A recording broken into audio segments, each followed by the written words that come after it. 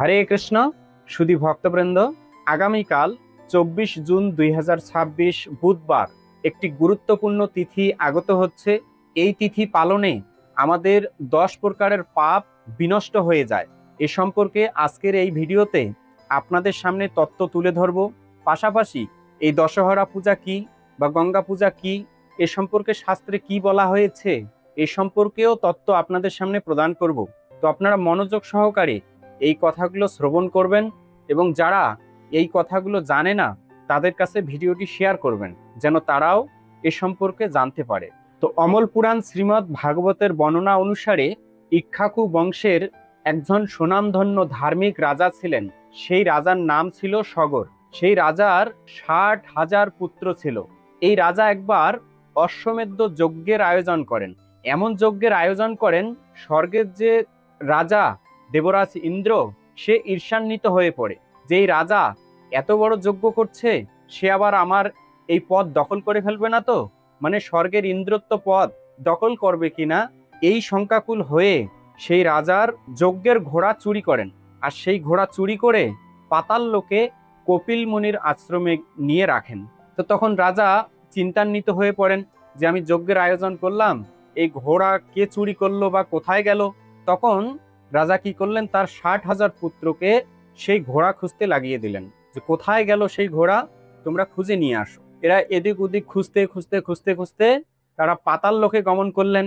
দেখলেন যে কপিল মুনির আশ্রমে সেখানে সেই ঘোড়াটি আছে। তারা ভাবলেন যে ইনি একজন ঋষি, একজন সাধু, সে ঋষি হয়ে আমাদের ঘোড়া চুরি করেছে। এভাবে ঋষিকে অপমান করতে লাগলেন। তখন ঋষি অপমানিত বোধ করলেন। রাজার পুত্ররা ঋষিকে চোর আখ্যা প্রদান করলেন। এতে তিনি আরো অপমানিত হলেন। এক পর্যায়ে তাদেরকে অভিশাপ দিলেন যে আমি তোমাদের ঘোড়া চুরি না করা সত্ত্বেও তোমরা আমাকে এভাবে অপবাদ দিচ্ছ, এই জন্য আমি তোমাদেরকে অভিশাপ দিচ্ছি। মুনির অভিশাপে তারা বদ্ধদশা প্রাপ্ত হলো। এভাবে অনেক কাল কেটে গেল, তারা ওই অবস্থায় পড়ে রইলেন। তো সেই ইক্ষ্বাকু বংশে আবারও একজন ব্যক্তির, মানে ধার্মিক ব্যক্তির জন্ম হয়েছে, মহারাজ দিলীপের পুত্র ভগীরথ। সেই ভগীরথ জানতে পারলেন যে তার পূর্বপুরুষেরা পাতাল লোকে কপিল মুনির অভিশাপে তারা বদ্ধদশা প্রাপ্ত হয়েছে।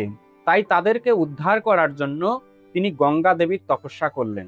গঙ্গা দেবী তার তপস্যায় সন্তুষ্ট হয়ে তার ইচ্ছা অনুসারে তাকে বর প্রদান করতে চাইলেন। তখন সেই ভগীরথ মাতা গঙ্গাকে বললেন যে আমার পূর্বপুরুষেরা এভাবে বদ্ধদশা প্রাপ্ত হয়েছে, আপনি কৃপা করে আপনার বাড়ি বর্ষণের মাধ্যমে তাদেরকে উদ্ধার করুন। গঙ্গা দেবী ভগীরথকে বললেন তথাস্তু। কিন্তু গঙ্গা দেবী ভগীরথকে বললেন যে হে বৎস, যদি আমি এই পৃথিবীতে পদার্পণ করি তাহলে পৃথিবীতে ফাটল ধরার আশঙ্কা আছে। আমার এই বেগ পৃথিবী ধারণ করতে পারবে না। আমার বেগ যেন কেউ ধারণ করতে পারে এরকম কারো তপস্যা তুমি করো। তখন ভগীরথ দেবাদিদেব মহাদেবের তপস্যা করলেন। মহাদেবের তপস্যা করার পরে মহাদেব সন্তুষ্ট হলেন, মহাদেব বর দিতে চাইলেন। তখন ভগীরথ বললেন যে হে প্রভু, আমার পূর্বপুরুষেরা এরকম পাতাল লোকে বদ্ধদশা প্রাপ্ত হয়েছে, তো মাতা গঙ্গার তপস্যা করে আমি তাকে সন্তুষ্ট করেছি এবং তার বাড়ি বর্ষণের মাধ্যমে আমার পূর্বপুরুষদেরকে উদ্ধার করবেন। কিন্তু এই পৃথিবীতে পদার্পণকালীন সময়ে সেই গঙ্গাধারার জন্য পৃথিবীর যেন কোনো ক্ষতি না হয়, এজন্য আপনি দয়া করে মাতা গঙ্গাকে মস্তকে ধারণ করবেন। তখন দেবাদিদেব মহাদেব বললেন তথাস্তু, তাই হবে। তখন নির্ধারিত সময়ে মাতা গঙ্গা দেবাদিদেব মহাদেবের মস্তকে পদার্পণ করলেন। সেখান থেকে ভগীরথের দিক নির্দেশনা অনুসারে তার পিছু পিছু ধাবিত হতে লাগলেন। তিনি শঙ্খ বাজাতে বাজাতে সামনে চলতে লাগলেন আর তার পিছে পিছে মাতা গঙ্গা ধাবিত হতে লাগলেন। এভাবে পাতাল লোকে যখন গঙ্গা প্রবেশ করলো তখন সেই ভগীরথের পূর্বপুরুষেরা উদ্ধার লাভ করলো। এই হচ্ছে মাতা গঙ্গা দেবীর এই পৃথিবীতে পদার্পণের এক দুর্লভ সময় বা দুর্লভ তিথি। এই তিথিকেই বলা হয় গঙ্গা দশহরা। যে তিথি আমাদের 10 রকমের পাপ হরণ করেন, সেই তিথির নামই হচ্ছে দশহরা। তো এই 10 রকমের পাপ কি কি শাস্ত্রে এ সম্পর্কে বলা হয়েছে? অদত্তা দানহিংসা চ পরদারোপসেবনম কায়িকম ত্রিবিধম কর্ম লাঙ্গুলং পরিবর্জয়েত পারস্যম নৃত্যঞ্চৈব পশুনাঞ্চাপি সর্বস্যাহা অসম্বদ্ধ প্রলয়শ্চ বাক্সয়ম সাতচতুর্বিধম পরদ্রব্যস্য ভিধানম মনসা অনিষ্টচিন্তনম বিতথাভিনিবেশশ্চ মানসম ত্রিবিধম স্মৃতম। অর্থাৎ অনুমতি ব্যতিরেকে অপরের দ্রব্যগ্রহণ, পরপীড়ন বা হিংসা এবং পরদার গমন, এই তিনটি কায়িক পাপ সর্বদা বর্জনীয়। নিষ্ঠুর বাক্য প্রয়োগ, মিথ্যা ভাষণ, পরনিন্দা এবং অর্থহীন বৃথা প্রলাপ, এই চারটি বাসনিক পাপ। অপরের ধন সম্পত্তিতে লোভ লালসা, মনে মনে অন্যের অনিষ্ট চিন্তা এবং শাস্ত্র ও ঈশ্বরে নাস্তিক্য ভাব বা সংশয় পোষণ, এই তিনটি মানসিক পাপ বলে শাস্ত্রে বর্ণিত হয়েছে। তো আমরা জানলাম যে এই যে 10 রকমের পাপ, কায়িক, মানসিক এবং বাচিক, এই পাপগুলোকে শেষ করার জন্য এই ব্রত আমাদের অবশ্যই পালন করা উচিত। তো আমরা এখন সেই ব্রত কিভাবে পালন করব? যেহেতু মাতা গঙ্গা ভগবান বিষ্ণুর পাদপদ্ম থেকে নির্গত হন, এই জন্য এই দশহরা বা গঙ্গা পূজার দিনে ভগবান বিষ্ণুর পূজা এবং গঙ্গা দেবীর পূজা একসাথে করা উচিত।